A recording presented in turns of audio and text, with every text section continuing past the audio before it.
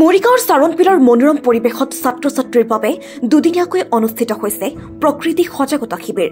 বন ধ্বংসৰ দৰে অবিবেচক কাম কাজৰ বিৰুদ্ধে সজাগতা সৃষ্টিৰ আহ্বান জিলা আয়ুক্ত দেৱাশিষ শৰ্মাৰ। আজিৰে পৰা মৰিগাঁও জিলাৰ চাৰণপিলস্থিত জলক্ৰীড়া প্ৰকল্পস্থলীত দুদিনীয়াকৈ অনুষ্ঠিত হোৱা প্ৰকৃতি সজাগতা শিবিৰত জিলাখনৰ প্ৰায় 2 শতাধিক শিক্ষাৰ্থীয়ে অংশগ্ৰহণ কৰে।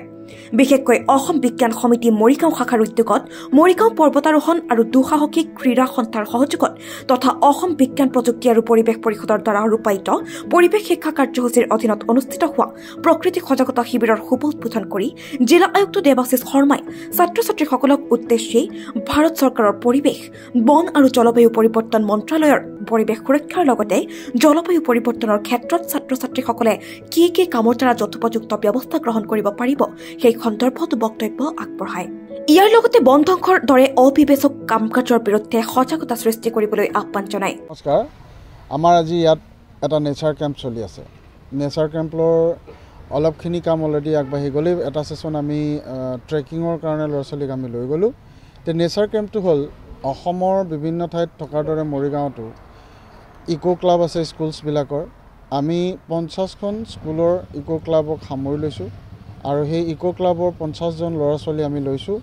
তেওঁলোকক আমি ইয়ালৈ আনিছোঁ আৰু অসম বিজ্ঞান সমিতি মৰিগাঁও শাখাই আমাৰ Assam science and technology and environment কাউন্সিলৰ সহযোগত আৰু আমাৰ এডভেঞ্চাৰ্ছ মাউণ্টেইনিং এণ্ড স্পৰ্টছ এছ'চিয়েশ্যনৰ সহায়ত আমি ইয়াত এই নেচাৰ কেম্পটো অনুষ্ঠিত কৰিছোঁ। নেচাৰ কেম্পটো দুদিনীয়া হ'ব আৰু ল'ৰা ছোৱালীসকলক প্ৰকৃতিৰ সৈতে চিনাকি কৰি দিয়া আৰু প্ৰকৃতিৰ বিভিন্ন বিষয় তথা বিভিন্ন স্পৰ্টছশ্বিপ, পখিলা ইত্যাদিবিলাক কথাৰ বিষয়ে তেওঁলোকক আমাৰ বিভিন্ন এক্সপাৰ্টে তেওঁলোকক বুজাব। ইতিমধ্যে ট্ৰেকিং আৰু বাটাৰফ্লাই চোৱা 2টা পৰ্ব শেষ হৈ গৈছে। এতিয়া ইয়াৰ পিছত আমাৰ আৰু কেইটামান পৰ্ব আছে।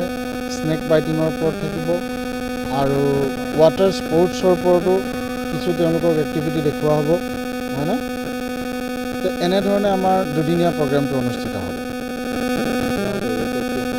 ইয়াৰ জৰিয়তে আমি আশা কৰোঁ যে আমাৰ ছাত্ৰ ছাত্ৰীসকলৰ সাধাৰণভাৱে স্কুলীয়া শিক্ষাৰ জৰিয়তে উন্নতি হোৱাৰ উপৰিও তাৰ লগে লগে প্ৰকৃতিক ভাল পাবলৈ শিকক, প্ৰকৃতিৰ বিষয়ে জানিবলৈ শিকক, প্ৰকৃতিৰ বিষয়ে জনাৰ লগে লগে তেওঁলোকে বিজ্ঞানক ভাল পাবলৈ শিকিব।